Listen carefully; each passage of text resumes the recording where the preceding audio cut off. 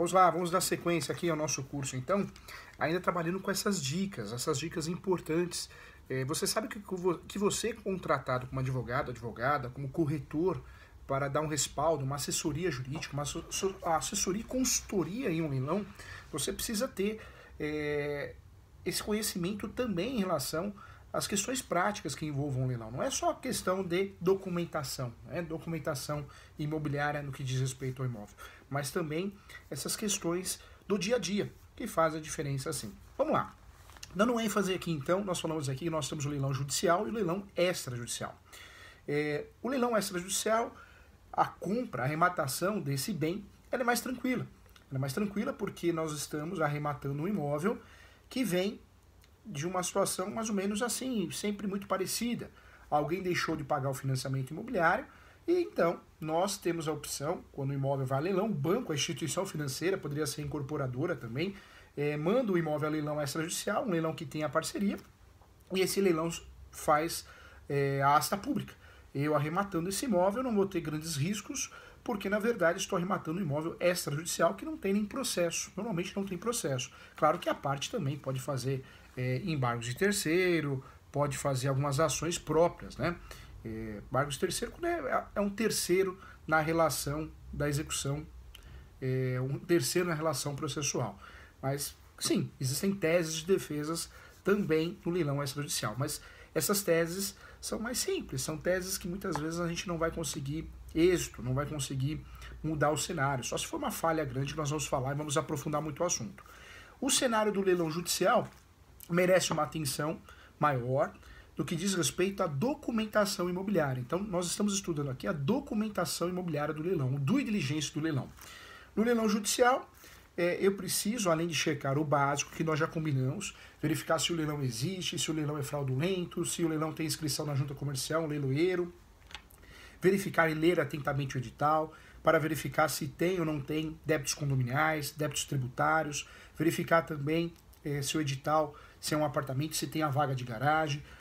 Vamos lembrar que o edital, quando é omisso, é que não tem, né? Que não tem, o edital não pode ser omisso, normalmente ele é. Verificar a matrícula do imóvel, verificar no edital também a porcentagem que eu estou comprando, arrematando. Comprando é a forma de dizer, arrematando o termo correto. Eu arremato um imóvel com preço, só que eu estou arrematando 30% do imóvel. Terrível, né? 30% do imóvel, tudo bem, sou coproprietário. Se tem um invasor, um mutuário, eu posso até também fazer uma ação de missão da posse para tirar esse invasor mutuário, mas tem outros donos, tem outros proprietários, esses proprietários também podem querer o imóvel, e aí aquela briga, aquela confusão danada. Então, preciso tomar cuidado com isso. Então, eu preciso, através da documentação imobiliária, ter acesso a informações importantes. Então, já falamos isso, vamos lá, vamos aprofundar o assunto. Então, checklist, atenção, caneta e papel, vamos lá, ou no computador mesmo. Qual que é o checklist, professor Júlio? Qual que é o due diligence da documentação imobiliária do leilão? Nós falamos aqui, primeiro, acesso ao site, verificar se é fraudulento ou não, a inscrição do leiloeiro. 2, edital e matrícula. O edital tem que verificar se realmente aquele apartamento tem a vaga de garagem incluída ou não, verificar se tem débitos condominiais em atraso ou não, verificar se tem dívidas tributárias, IPTU e ITR em atraso ou não. Preciso verificar isso. Preciso verificar também no edital se eu não estou comprando a porcentagem do imóvel. O ideal é que a gente compre, arremate no leilão, no procedimento de asta pública, a totalidade do imóvel. Comprar, gente, percentual é complicado, é uma fria.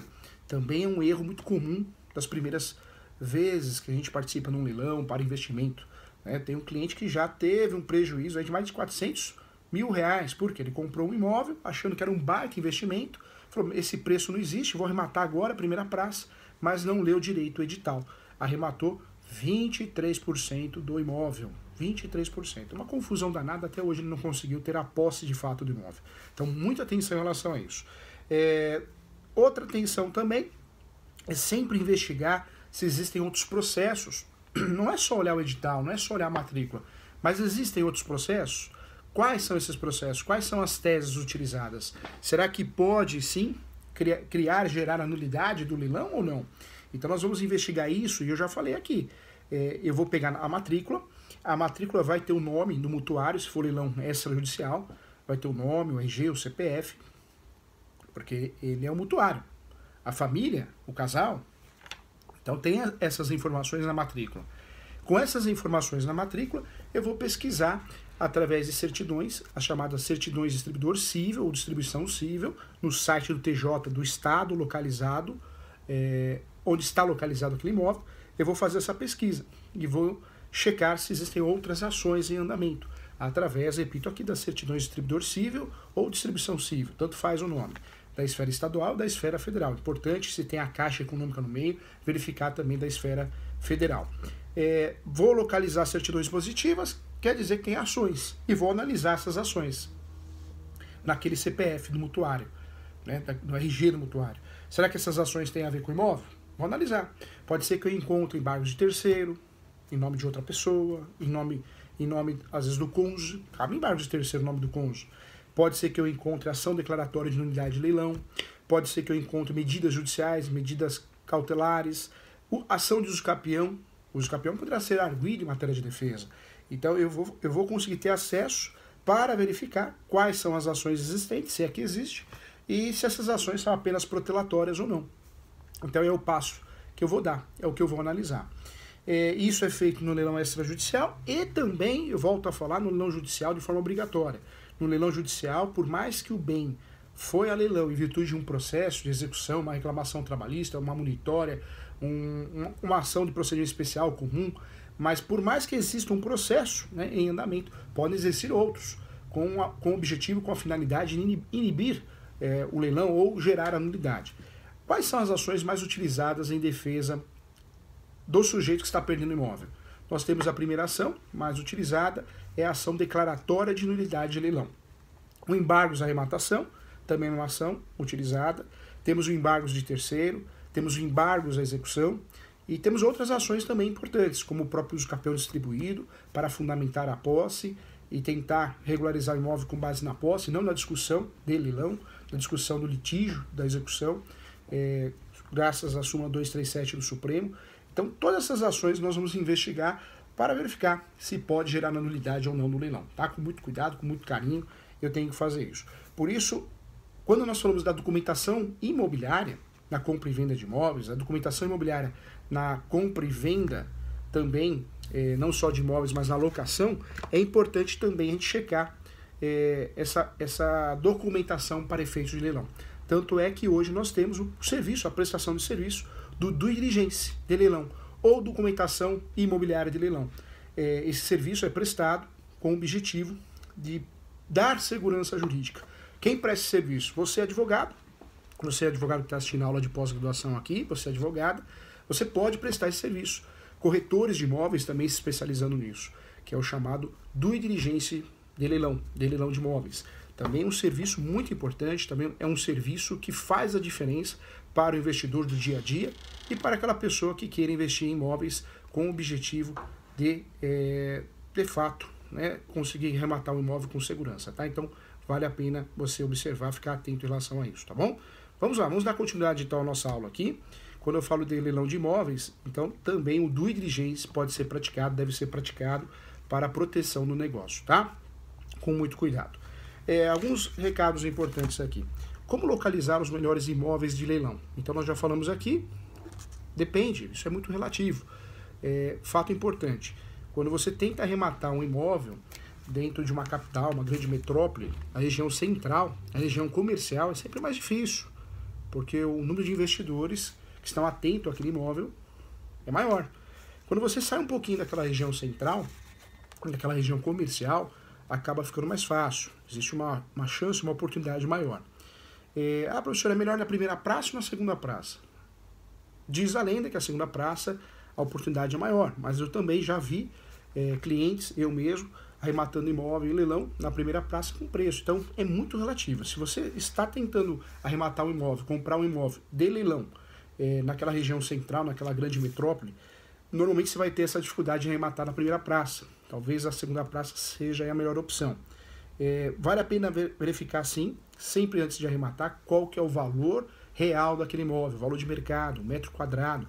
Essas informações são necessárias. Porque nós já conversamos aqui que arrematar um imóvel sim, né, ter um percentual de 70% no máximo de valor de mercado.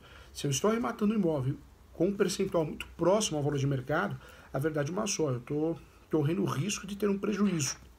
Já expliquei aqui alguns casos aí como exemplo, casos de prejuízo. O último caso também que nós tivemos no escritório, que gerou prejuízo, foi um casal que comprou um imóvel no leilão, não quiseram ajuda de um corretor de imóveis, um advogado, estudaram por conta própria, e todo mundo tem condições, não é obrigado a ter advogado para fazer a conciliação ou fazer a consultoria, e eles tentaram comprar esse imóvel sem a ajuda de ninguém, sem a ajuda de um profissional. Acabaram arrematando esse imóvel. No primeiro momento eles acharam que tinha preço esse apartamento, só que depois ficaram sabendo que não tinha a vaga de garagem.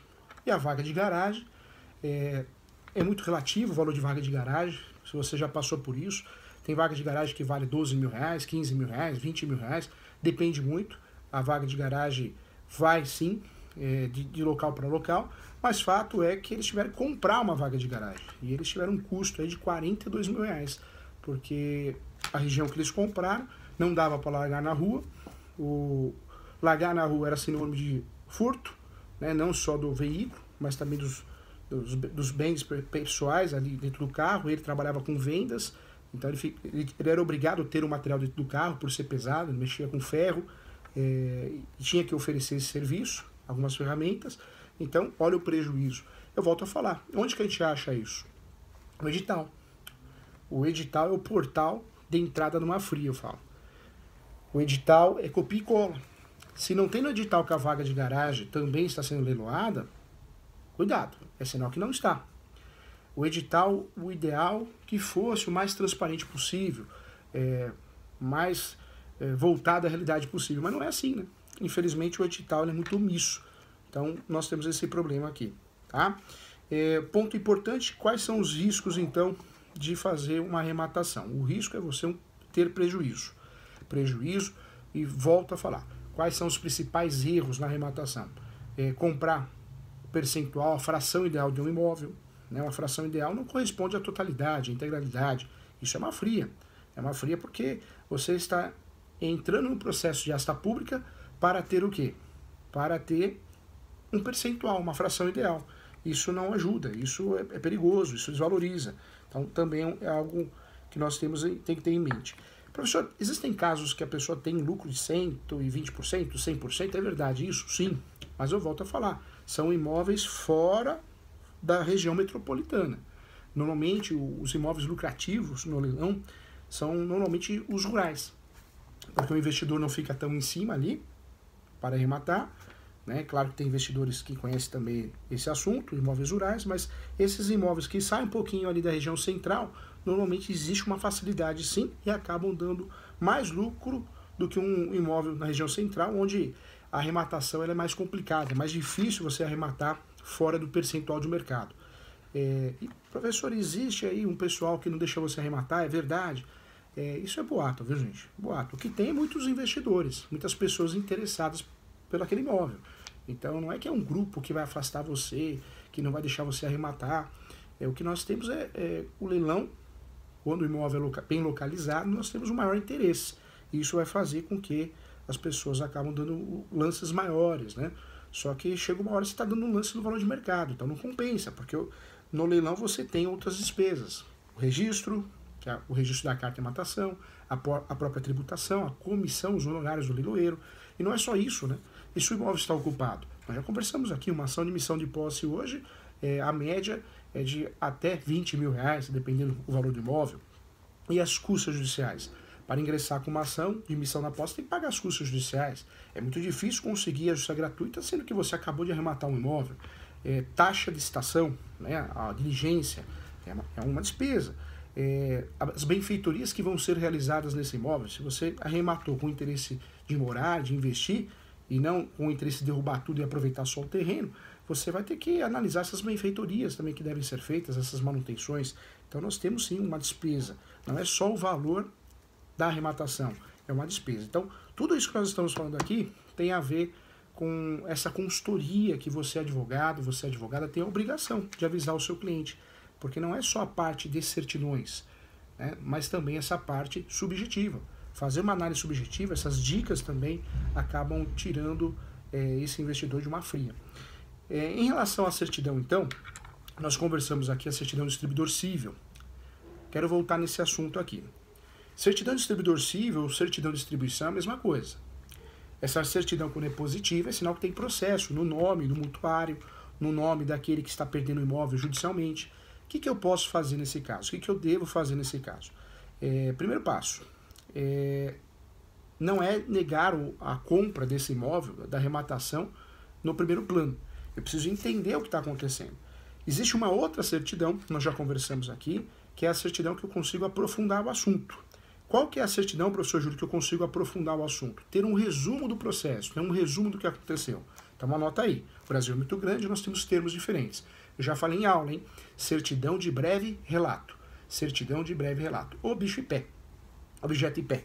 Nome feio, né? Objeto em pé ou certidão em breve relato. São os nomes da certidão onde o cartório vai aprofundar, vai fazer um verdadeiro resumo sobre os processos. Então, toda vez que eu tenha ações em andamento, seja declaratória, de nulidade de leilão, embargos de terceiro, uso capião, embargos de execução, embargos de arrematação, impugnações, toda vez que eu tenho essas ações em andamento, e constem na certidão, para dar o parecer que sim ou que não da compra, da arrematação do imóvel no leilão, vale a pena sim checar isso. E checar isso é através da certidão objeto em pé. O que você vai fazer? O que o advogado tem que fazer? Tem que avisar o cliente que existe uma ação em andamento para gerar a nulidade do leilão. Nulidade porque já foi arrematado o imóvel. Quando não ocorreu o leilão ainda, é suspensão. A suspensão do leilão é uma medida cautelar. Pode ser feita de forma autônoma ou pode ser feita dentro da ação de nulidade. Então, fique atento. Se for dentro da ação de nulidade, normalmente é uma medida cautelar. Se for fora, também é medida cautelar, só que tem a incidental e tem a preparatória. Eu posso usar essa medida cautelar com o objetivo de suspender o leilão. Isso oferece menos risco do que uma ação de nulidade. Tá? Nós vamos estudar tese por tese, as únicas teses no Brasil que causam, de fato, a nulidade no leilão. Nós temos, volto a falar, algo em torno de 12 teses que podem gerar nulidade de um leilão. Não passa disso, hein? 12 teses.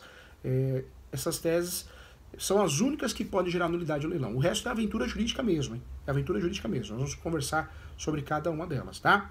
Quando eu falo dessas 12 teses, elas vão ser usadas, então, dentro de uma ação declaratória de nulidade de leilão, com o objetivo de anular todo o procedimento de leilão.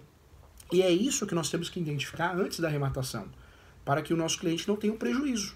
Porque se ele arremata um imóvel, objeto de leilão, depois ocorre a nulidade, você imagina o prejuízo que ele vai ter. Sabemos que não é tão comum, não é fácil conseguir a nulidade no leilão, de um leilão. Mas pode ocorrer. Essas 13 teses, 11 a 13 teses que eu vou apresentar para você, são teses reais, tá? Mas não é só usar a tese real, é usar a ação adequada, né?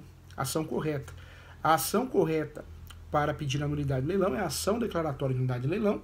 Dentro dessa ação eu peço a nulidade. Se não ocorreu o leilão ainda, eu posso pedir a suspensão, uma decisão liminar, um efeito liminar, uma tutela de urgência para suspender o leilão. Nós temos então, no direito imobiliário, isso também é válido para nós, é processo civil. Tutelas de urgência é o gênero de várias espécies. Dentro dessas espécies nós temos as tutelas de evidência, que são súmulas vinculantes, IDRs, incidências de demandas repetidas, ou seja, são situações resolvidas jurisprudencialmente, a jurisprudência resolveu. E do outro lado nós temos as tutelas de urgência. Tutela de urgência nós temos duas. A tutela antecipada, que é o próprio pedido antecipado, e a medida cautelar. Tutela antecipada, eu quero tirar meu nome da SPC e Serasa, eu quero fazer uma cirurgia. Tutela antecipada, pedido antecipado. Quando eu falo de medida cautelar, o que eu quero fazer na medida cautelar? Eu quero proteger o pedido, antecipar uma testemunha, depoimento de uma testemunha, uma perícia, uma audiência, ou suspender o leilão. É uma medida cautelar, tá? Na ação declaratória de nulidade de leilão, eu posso usar tanto a tutela de urgência, como a tutela de evidência. Algumas situações que nós temos uma jurisprudência forte, a IDR, incidências de demandas repetidas, uma súmula vinculante, eu posso usar para pedir a tutela de evidência. A tutela de evidência é um caso pronto, já julgado. O judiciário brasileiro já tem uma decisão, tutela de evidência, a novidade do CPC. Do outro lado, nós temos as tutelas de urgência, que são duas, tutela antecipada e medida cautelar. Para leilão, para suspender o leilão, eu peço medida cautelar, que é para proteger o processo, tá? Então, muita atenção em relação a isso, hein?